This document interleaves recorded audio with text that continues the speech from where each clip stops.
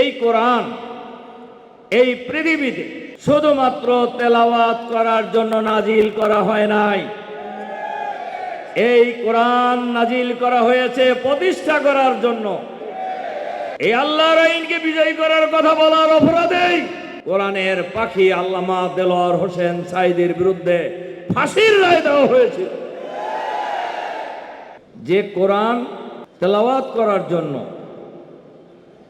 আজকের এই আন্তর্জাতিক কেরাত সম্মেলনের আয়োজন করা হয়েছে, এই কোরআন সম্পর্কে আল্লাহ তাআলা নিজেই বলে দিয়েছেন, জালিকাল কিতাবু লা রাইবা ফি।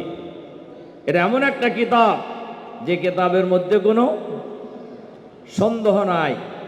এ কোরআনের বৈশিষ্ট্য কি? একদিকে যেমন বলা হয়েছে জালিকাল কিতাবু লা রাইবা ফি, পাশাপাশি এই কোরআনের বৈশিষ্ট্যও বলা হয়েছে হুদাল্লিল মুত্তাকিন। এটা হলো মুত্তাকিদের জন্য হেদায়েতনামা বা পথ নির্দেশক।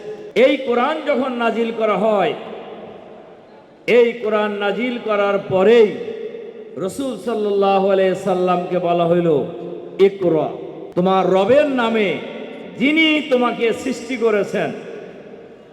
তাহলে কোরআন পড়া কি ফরজ? কোরআন পড়া কার নির্দেশ? মহান আল্লাহর নির্দেশ। আবার বলা হয়েছে এই কোরআন যখন তেলাওয়াত করা হবে তখন তোমরা কি করো? ফাইজা কুরিয়াল কোরআন ফাসতামিউ, যখন কোরআন তেলাওয়াত করা হয় তখন তোমরা কি করো? মনোযোগ সহকারে শোনো এবং চুপ থাকো। কাজে আজকে যে তেলাওয়াত হবে কোরআন, আন্তর্জাতিক খ্যাতি সম্পন্ন কারিগণ তেলাওয়াত করবেন। আমরা এই উসুলটা সবাই মেনে চলার জন্য চেষ্টা করব ইনশাআল্লাহ। দ্বিতীয় যে কথাটি আমি আপনাদেরকে বলতে চাই, এই কোরআন এই পৃথিবীতে শুধুমাত্র তেলাওয়াত করার জন্য নাজিল করা হয় নাই। এই কোরআন নাজিল করা হয়েছে প্রতিষ্ঠা করার জন্য। এই কোরআন প্রতিষ্ঠার জন্যই আল্লাহ তাআলা বিশ্বনবী মুহাম্মদুর রাসূলুল্লাহ সাল্লাল্লাহু আলাইহি সাল্লামকে এই পৃথিবীতে পাঠিয়েছেন।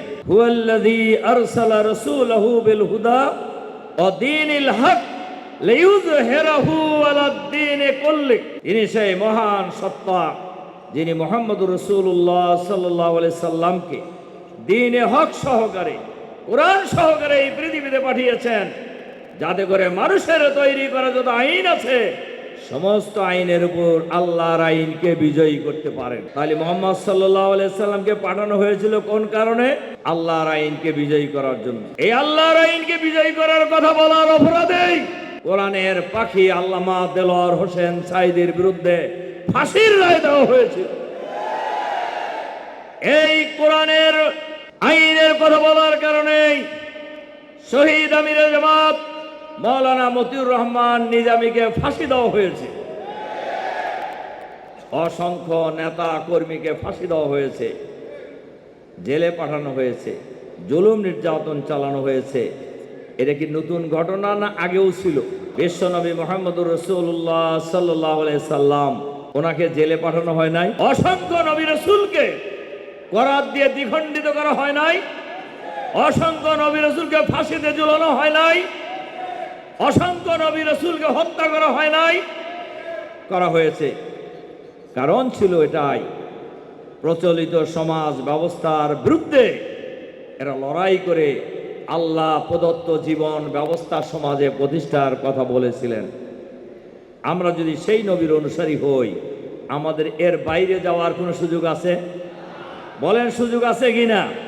বাইরে যাওয়ার কোনো সুযোগ নেই।